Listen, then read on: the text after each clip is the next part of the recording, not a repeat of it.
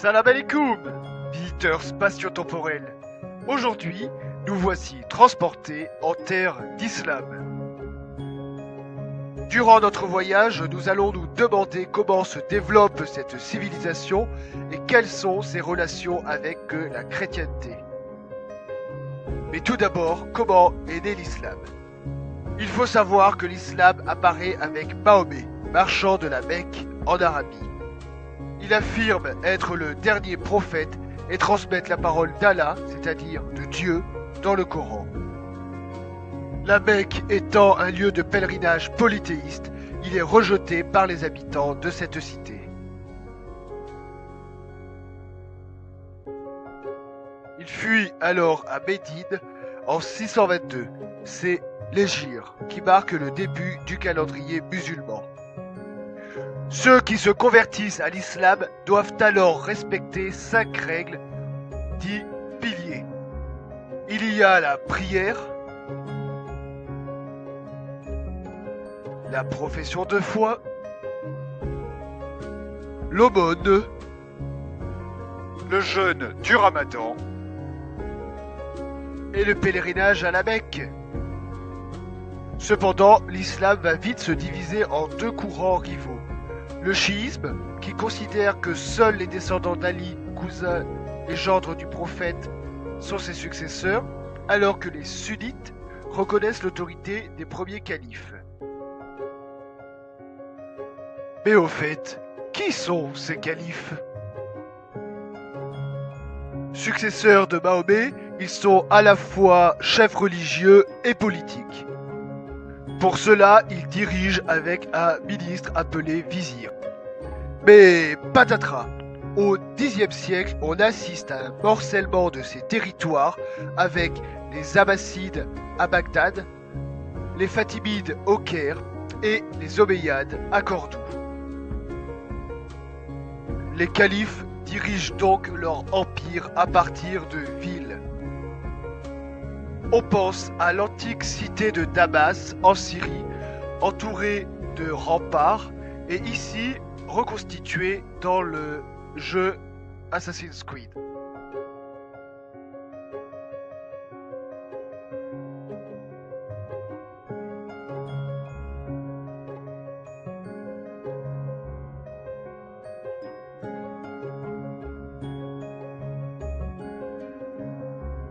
Ces villes, telles Bagdad, ont des fonctions politiques avec le palais ici au centre de la ville circulaire. À Damas, on trouve la citadelle de l'émir, c'est-à-dire le représentant du calife dans la ville. Les villes sont aussi des centres commerciaux avec des marchés dans lesquels on s'échange des marchandises venues de tout l'empire et surtout des épices venues du sous-continent indien. Mais les villes des empires musulmans se caractérisent surtout par des souks, c'est-à-dire tout simplement des marchés couverts. Ce sont également des lieux de loisirs et surtout de culture grâce aux madrasas. Autrement dit, des écoles coraniques dans lesquelles on étudie le Coran. Ces écoles sont, comme vous en doutez, liées au rôle religieux des centres urbains. En effet, les villes abritent des mosquées, telles celles des Omeyyades à Damas, avec ses 3 minarets. Sa cour est réservée aux ablutions, avant d'entrer dans la salle de prière et se tourner vers la Qibla, mur orienté vers la Mecque. Mais bien que très visibles, les mosquées sont loin d'être les seuls édifices religieux des villes d'Orient. On y trouve également des synagogues et des églises. On va donc se demander maintenant quels sont les contacts entre islam et chrétienté.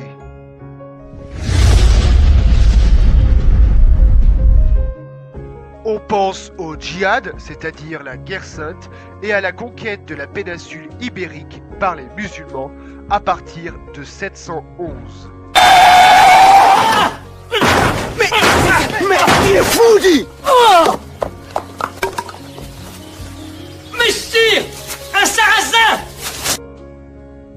Elle est suivie dès le XIe siècle par la Reconquista, c'est-à-dire la reconquête sous l'égide des rois chrétiens de Castille.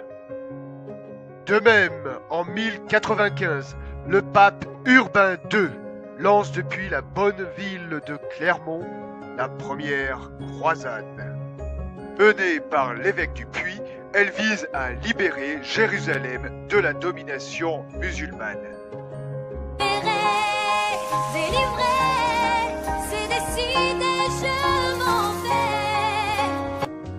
La ville sainte est finalement prise en 1099. Les croisés créent alors 4 États latins d'Orient.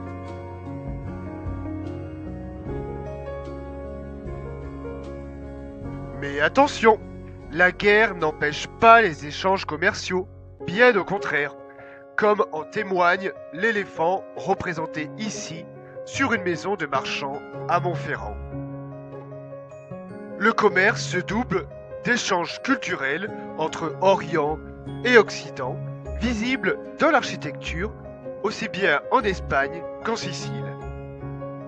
C'est aussi le cas en Haute-Loire, avec les décorations orientales du cloître et des portes de la cathédrale du Puy.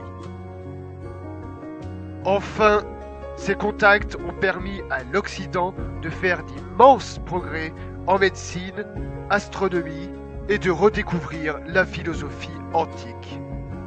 Pour conclure, cette civilisation musulmane est bien loin des images véhiculées par Daesh. Il faut plutôt retenir qu'elle nous a légué des mots comme alcool, à boire avec modération, et surtout 5 fruits et légumes recommandés par jour, tels abricots, aubergines, artichauts, bananes, oranges, etc.